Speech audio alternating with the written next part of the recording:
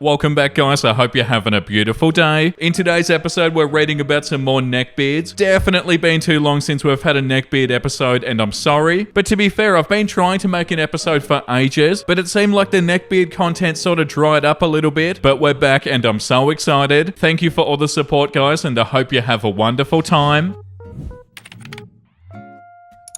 I dated a gaming genius neckbeard who only drank Fanta. I just stumbled on this subreddit and I thought I'd share my own experience of dating a neckbeard. So this all happened when I was about 17 to 18. I'm 24 now and I have my life in order. But back then, probably not much the case. I went to a girls only school my entire life and I was terribly shy and nerdy and introverted. So my experience with boys was limited to say the least. Don't get me wrong, I had good friends and I went out to parties with them and stuff, but I was never really comfortable with it. So I was always into video games, and at that time I was playing a lot of League of Legends, like a lot, and this is where I first met Neckbeard. I had a username which made it pretty obvious that I was a girl, so I used to get a lot of invites and attention, which as a 17-year-old low self-esteem virgin I enjoyed. So Neckbeard and his friend invite me to play, and we gradually get to know each other. I like him, he's got a really dry sense of humor, and to me at least he's really good at the game. He was also a few years older than me. I kind of felt sorry for him too because his friend is always making jokes at his expense, and he does seem to have really low self-esteem. Later I'd realise that was not the case. We soon find out by chance that we actually live really near to each other. I'm in the Netherlands and Neckbeard lives just across the border in Belgium. Things move pretty slow, but we do play with each other regularly. We moved to voice chat. His profile picture on Skype was the head of some anime character. I don't know anything about that, which looking back probably should have been the first red flag, but he does sound normal enough. Very monotone voice like he's always depressed, and eventually we decide to meet in real life. We agree that Neckbeard will get the train to my hometown and we'll meet at one of the cafes there. You know how if you get to see somebody without seeing them, you build up your own mental picture of what they look like? I'm not 100% sure what I was expecting, but Neckbeard looked nothing like it. He was really pale, like ghost white and overweight. This wasn't helped by him wearing a gaming shirt like this one, a few sizes too small for him, and cargo shorts. His neck and chin were covered in a pubic sort of fuzz, like he just left it to grow. I really don't think he'd ever shaved or touched it in his life at that point. He was also cripplingly awkward and shy, though I'm not much better. So we spent a good half hour of cringy small talk. So you're probably thinking the story ends here and I go home all mortified at myself, but no, oh dear no. Readers, my 17-year-old self decides that this guy right here is good enough for me to give it a go with. I continue seeing Neckbeard and I gradually find out more about him. He lives with his parents in their garage. He does have a job, but he hates it and resents it like almost everything else in his life. I don't think I can adequately get it across to you just how negative he was about everything. Everything. He was the most depressing person to be around, and what's worse is he had a huge superiority complex. His parents, who were actually really nice people, didn't understand his genius and made him work a crappy 9-to-5 job. His boss was an ignorant effer who forced him to do menial tasks that were beneath him. The only thing he did in his free time was play League of Legends. On his days off, that's all he would do apart from sleep and eat, and that's pretty much the only thing that we'd do together. He once took a week off from work and spent the 7 days doing that. Neckbeard's diet was really bad. I don't think I ever saw him drink water. He subsisted entirely on Fanta. He had several huge bottles of it stocked in his mini fridge, and for food he had maybe something like burgers and fries. I don't think he ever saw a salad or a vegetable. Once I got him to try a piece of broccoli and he made a face like he just ate a lemon and actually gagged, so this is already dragged out long enough. If there's any interest, I can relate how the romantic side of things went with Neckbeard. Also, he believed in some crazy conspiracy theories. He thought the earth was flat, for instance. Oh my god, you're ending it with that piece of information? That's incredible. After everything you've said, they're also genuinely a flat earther. Oh my god, that's so funny. And also at the same time believed that they were a genius. Yeah, well, what a good start to the episode. The next one is called This Isn't a Dragon Age Romance. Stop trying to buy me things. Hello, wall. Oh boy, does this story make me cringe every time I tell it. But man, it's just too perfect for this subreddit to not post it. Let's set the stage. Cast, me, your narrator. Short, loves D&D, comics, video games, and very select animes. I'm also very friendly, which can sometimes come across as flirty. In summary, I'm serious neckbeard bait. Dark brony. The neckbeard of this tale, named that for his love of My Little Pony and Dark Souls. Tall and lanky, sports the typical neckbeard, only wears grey for some reason, and doesn't seem to know how a shower works. That's if his hair is anything to go by. Pinkie Pie, a friend from high school and unfortunately works with Dark Pony at a video game store, doodles all the time, likes watching My Little Pony solely for the animation and colors, she's an artist, and also can't say no to anyone. I met Dark Pony while I was visiting Pinkie Pie at work. We'd do some small talk about any Marvel movies that we'd seen, comic books, video games, the weather, whatever, while I was waiting for Pinkie Pie to get off work. We didn't have any riveting conversations, it was just to pass time. At least that's how I saw it. After maybe a month, I got a friend request on Facebook from him, so I don't think anything of it and I accepted. Oh, how foolish I was. I hear from Pinkie Pie that Dark Brony has been talking about me at work, saying that he feels a connection with me, that I'm not the typical normies that he's used to seeing here. We chit chat every couple of days on Messenger, and I mentioned that I'm saving up for a new gaming computer that some of my buddies agreed to help me build, and the conversation goes like this. Dark Brony, do you know how much it's gonna cost? Me? I don't know, but probably a lot. That's why I'm saving up as much as I can. I don't expect to be able to pay for it all for maybe a year or two. I'm not in a huge rush though. Dark Brony, okay, cool. When's your birthday? Me getting suspicious. About 2 weeks from now. Dark Brony, neat, planning anything? The conversation then goes on to how neither of us like to celebrate our birthdays, and I forget about the previous topic for a bit. My birthday rolls around and I'm hanging out with Pinkie Pie at her place with a few of her work friends, Dark Brony included. We're having a few drinks telling work-related horror stories that have befallen us when Dark Brony hands me his phone. Dark Brony, what do you think of this? I look at the screen and I see this. Yeah, looks pretty sick. Dark Brony, is this the kind that you're looking for? Me? Yeah, something along those lines probably. How much is it? Dark Brony, it's alright, don't worry about it.